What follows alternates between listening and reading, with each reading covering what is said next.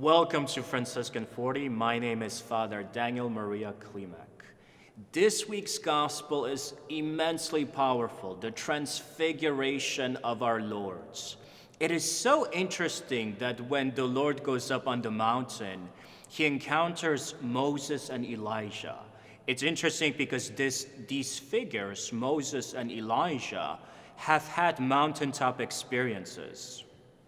Elijah in 1 Kings, he is asked to go up on the mountain to meet God. And it's such a fascinating encounter.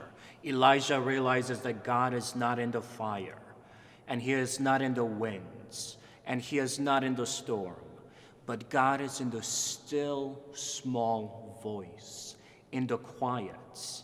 In other words, there's a lesson there for us in terms of spiritual growth.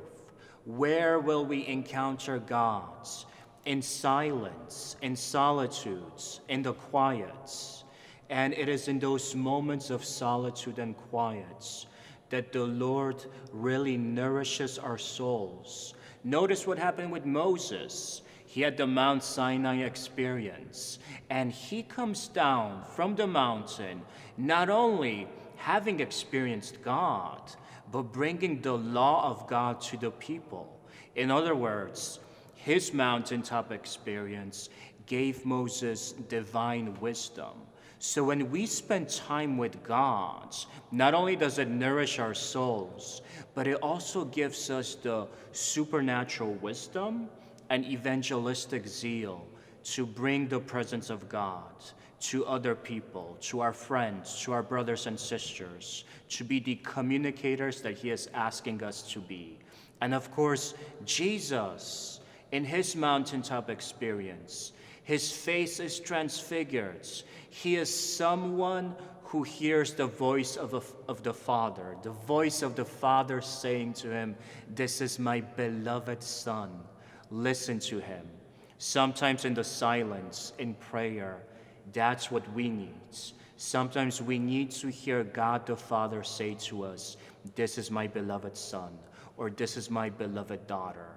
The world can give us a lot of confusion, sometimes a lot of antagonism and negativity, and it is by retreating to the solitude and silence of adoration where the Lord speaks to us and speaks truths about our identity. So what do these mountaintop prayer experiences offer us spiritually? One of the things that they point to us is that we are called to the contemplative life. This isn't just a vocation for the religious, because every Christian is called to deep intimacy with Jesus Christ.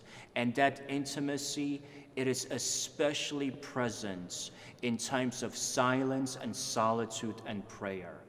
The Russian Catholic writer, Catherine Doherty, she used the expression pustynya.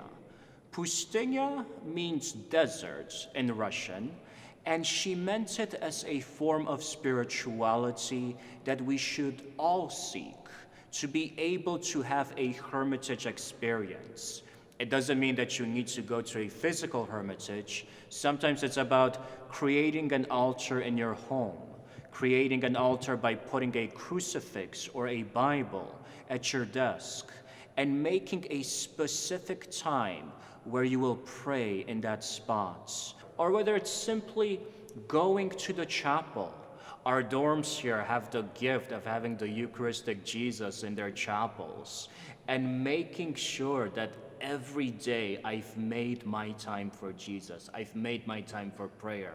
Because notice, it's in the chapel experience that our faces, our lives, our personalities get transfigured by the divine presence, and we become the people that we are called to be in the world with others.